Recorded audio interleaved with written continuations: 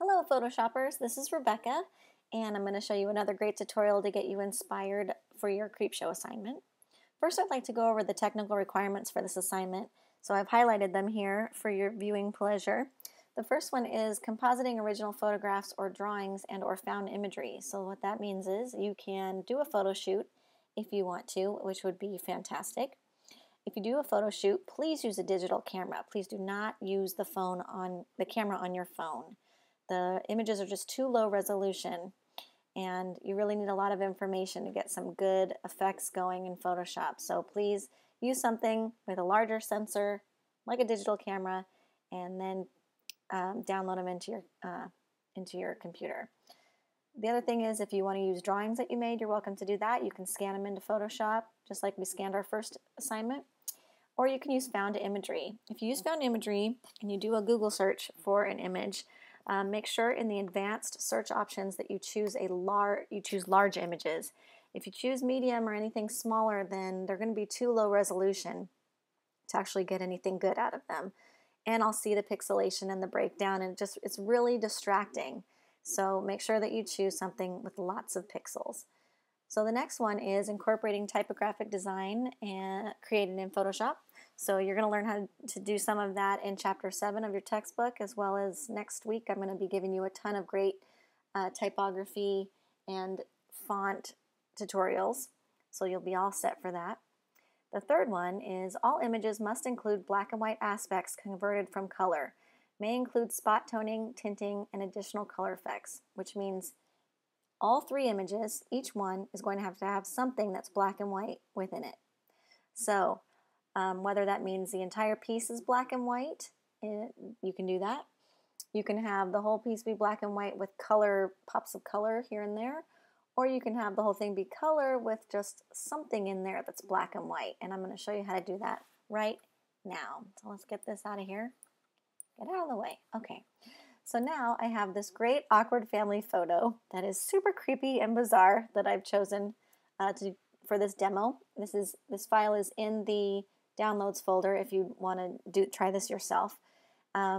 This is a really low resolution image. As you can see, it's zoomed in 100%, and this is how big it is. So I'm going to zoom in a little bit more, and we're going to focus on this little gem right here. So I'm going to turn him to black and white.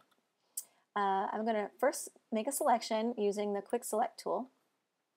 And I'm just going to make sure that my default Quick Select tool is there. And I'm going to just do a pretty loose quick selection. You're also welcome to use Refine Edge that you just learned about in that other tutorial. I got a little carried away here, so I'm going to delete some of this selection. And that's, let's get her hair out of here. Okay, that's pretty good for now. So next I'm going to go into my adjustments panel and choose the black and white adjustment layer and click on it, and voila, he turned black and white and everybody else stayed in color. So as you can see, there's some haloing around him. That's still the version of him that's in color that didn't get selected. His pant leg isn't selected, his shoe's not selected. Part of the background is selected. We've got a lot of cleanup to do. So I'm going to zoom in here. And because this is a mask, I can go ahead and paint on it using black and white to add or subtract the stuff that should be in the masked area. So if your color panel here is not set to black and white, you can use the hotkey D, just click D, and it'll reset to the default black and white settings. So first I'm going to bring white to the foreground, cancel, by using this little reverse button here. And then I'm going to choose my paintbrush. And right now it's pretty small. I'm going to bump it up using my close bracket key on my keyboard, and I'm just going to paint in his leg here. Then I'm going to scroll down and I'm going to paint in his shoe. I'm going to make my brush smaller by using the opening bracket key on my keyboard. And like I said, if you want to make a selection using Refine Edge before you start painting, you can do that and then you can kind of go crazy while you're painting because only the selected area would be affected. See his hand here, and then part of his tie, and then let's get some of his neck here. And obviously for your assignment, you will take your time and do it right. But for the sake of the demo, I'm doing it quick and rough. So let's see. Oh, that's looking great. Okay, now I got to get this background to not be in the mask. So I'm going to bring black to the foreground by hitting that reverse button and paint that background back in. Get that brush smaller using that opening bracket key on the keyboard. Oh, beautiful. So now he is looking really flat and gray, and you know I don't like that. So I'm going to go ahead and change my, use some scrubbing here to give it some contrast, or I'll drop down my default panel and choose darker just to start it off. Now I'm going to scrub on his sweater to try to get it darker. There we go, that's looking nice. Okay. As you can see, some contrast kind of popped out in his eyeballs, which is looking very creepy.